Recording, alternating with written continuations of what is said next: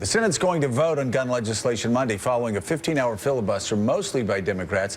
With us now from Washington, the man who put that push on the Senate floor, Senator Chris Murphy of Connecticut. And Senator, you were on the floor, what, from 11 o'clock to 2 a.m.? Yeah, about 15 hours. So it was a long time to not pee. Okay, thank you so much. That's the first question. Senator Chris Murphy, thank you so much for being with us. More Morning Joe in just a minute. All right. I guess here's a question. How do you turn something that is great political stagecraft, but actually had a result, into legislation that actually makes a difference, where you can reach out to enough Republicans, enough people in the middle to understand that, hey, this is, if we're talking about an enhanced background check, this is a 90-10 issue. This should not be hard. Yeah, and listen, I think that there's been some show filibusters in the Senate, but this was, kind of an old-fashioned filibuster in which we stopped a bill from proceeding with demands to get votes on these two measures to stop terrorists from getting guns and to expand background checks. And by the end of 15 hours, we got it. And what's happening now is that because we actually got those votes scheduled, there are negotiations happening between Republicans and Democrats to try to, come up with some compromise language that we can all support all day on the floor yesterday. Is that possible, Senator? Because it does seem, and I say this very carefully, like there are some winds of change starting to blow on this issue. Bill O'Reilly came out a night or two ago aggressively on gun safety. And of course, you've got Donald Trump, who said he's going to talk to the NRA about supporting one of the provisions that you're talking about, keeping guns out of the hands of people on terror watch list.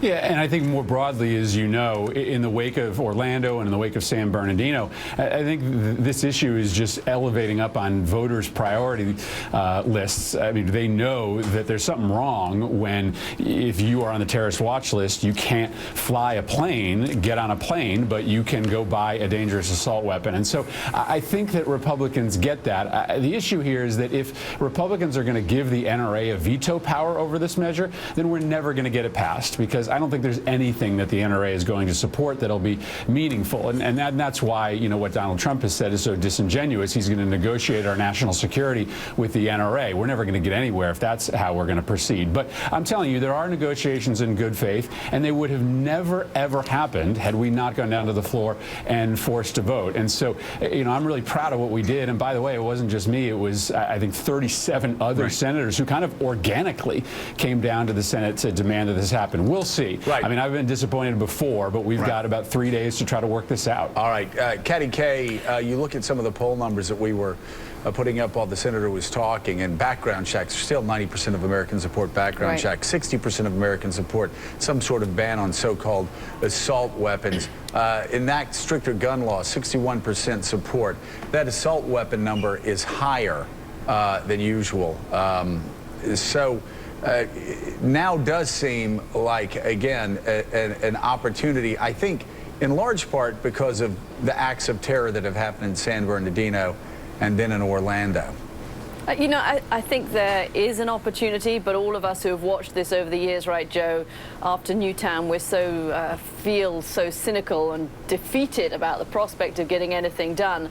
But I was wondering, from the senator, is there anything that can be done short of changing the statutes? For example, red flags that pop up to the FBI if somebody has been under investigation, but that investigation is now closed, which is what the FBI's argument is in this case. Is there something that can happen short of having to actually get congressional approval?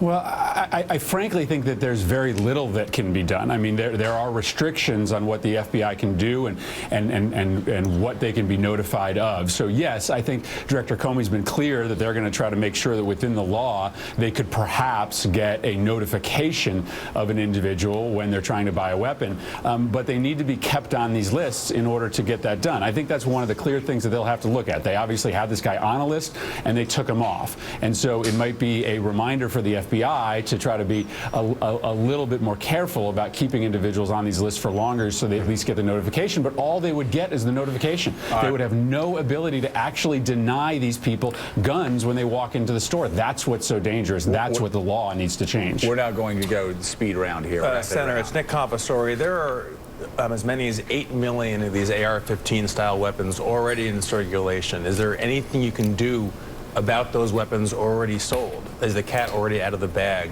on this problem to some extent? Yeah, I think that's difficult. I think if we were ever to get an assault weapons ban back on the books, it's not likely that we're going to take weapons that are already out in commercial circulation back. But, you know, what we know is that even as you make small dents in the number of high-powered and illegal weapons that are on the streets, you get lower gun crimes, and we've seen that in Connecticut. So I don't think that that's an excuse not to act just because we can't solve the entire problem. That doesn't mean that we shouldn't at least try to stop new weapons from getting out on the street. Senator, despite what you think about Donald Trump overall, can he be used, his position on this be used as a constructive force to try to peel away some Republicans?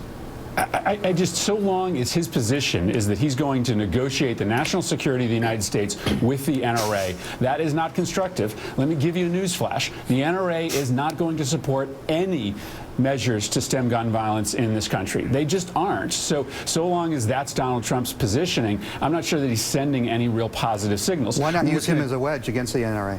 Well, I just haven't seen that yet. I mean, he's basically announced to everybody that he won't support anything that the NRA won't. What's going to change this is that Republican senators, especially those who have to go back to the electorate this November, are scared to death of voting against the measure that we got a vote scheduled on Monday. That's what's going to change this. All right, Senator Chris Murphy, thank you so much. We appreciate you being with us.